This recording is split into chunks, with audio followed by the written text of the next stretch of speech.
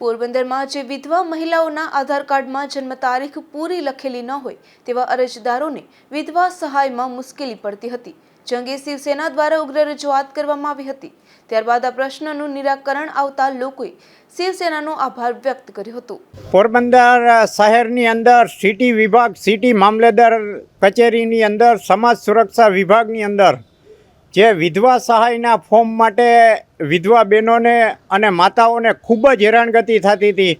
આ બાબતની લેખિત રજૂઆત પોરબંદરના જિલ્લા કલેક્ટર કે.ડી. લાખાણી સાહેબને થતાં જિલ્લા કલેક્ટર દ્વારા જરૂરી હુકમ કરી અને વિધવા સહાયની અંદર જે આધાર કાર્ડની અંદર આખી જન્મ તારીખ લખેલી હોય તો જ ચાલશે, બાકી નહીં ચાલે, વરસ લખેલું હોય તો, એ પ્રકારની મનમાની અધિકારીઓ દ્વારા ચલાવવામાં આવતી હતી, જેને કારણે અનેક વિધવા બહેનો અને માતાઓ ખૂબ જ હેરાન પરેશાન થતા હતા।